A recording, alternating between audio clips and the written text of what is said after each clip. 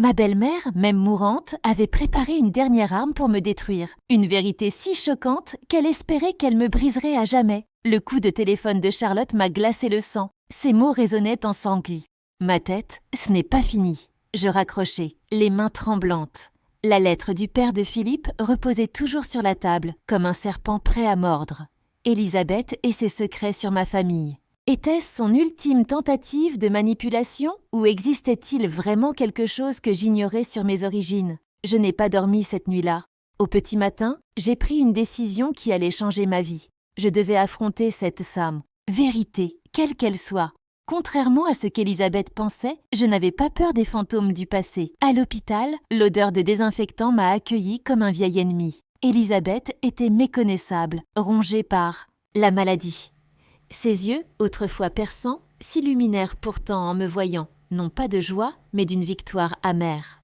Elle avait réussi à me faire venir. Ce qu'elle m'a révélé ce jour-là a fait basculer mon monde. Mes parents n'étaient pas mes parents biologiques. Ma véritable mère était la sœur d'Élisabeth, décédée en me donnant naissance.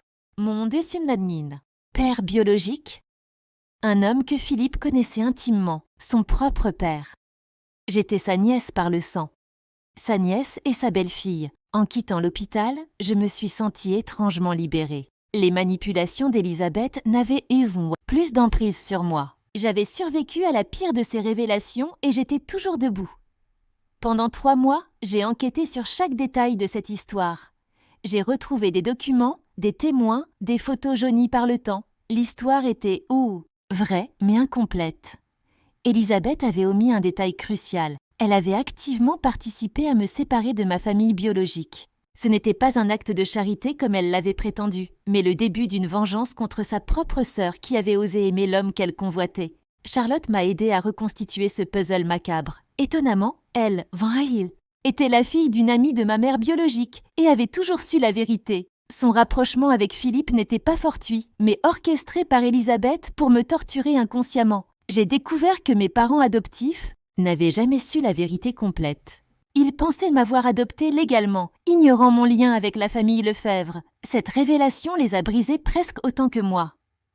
Le père de Philippe, mon oncle biologique, est venu me voir après l'enterrement d'Élisabeth. Yemerenin était détruit, non pas tant par la perte de sa femme que par la découverte de ses mensonges. Il m'a confié un coffret contenant les lettres de ma mère, des photos d'elle enceinte, heureuse malgré la désapprobation familiale. Elle m'avait aimée avant même ma naissance, suffisamment pour me donner un nom qu'Élisabeth s'était empressée d'effacer. Aujourd'hui, je dirige non seulement mon équipe d'analystes, mais j'ai également créé une fondation pour les victimes de manipulation familiale. Ma thérapie la plus efficace a été d'aider les autres à reconnaître les signes que j'avais ignorés pendant si longtemps. Philippe a tenté de me recontacter, prétendant qu'il ignorait tout. Peut-être disait-il vrai, mais je ne pouvais plus faire confiance à un homme qui avait choisi sa mère plutôt que notre amour, peu importe les circonstances. La semaine dernière, j'ai reçu un colis anonyme contenant un journal intime, celui Tositundinens d'Élisabeth, datant de l'époque de ma naissance.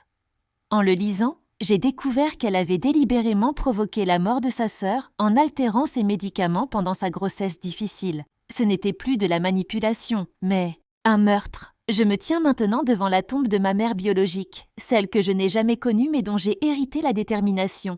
Dans mon sac, le journal d'Élisabeth pèse comme une bombe à retardement. Dois-je révéler cette ultime vérité à ce qui reste de la famille Lefebvre?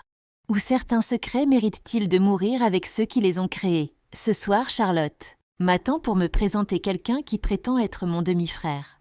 Apparemment, ma mère biologique aurait eu un fils avant moi, donné en adoption sous la pression d'Élisabeth. Si cette nouvelle s'avère vraie, je ne serai plus seule à porter ce fardeau. N'hésitez pas à liker et à partager si cette histoire vous a touché. Parfois, savoir qu'on n'est pas seul est la plus grande des forces. La suite de mon histoire très bientôt.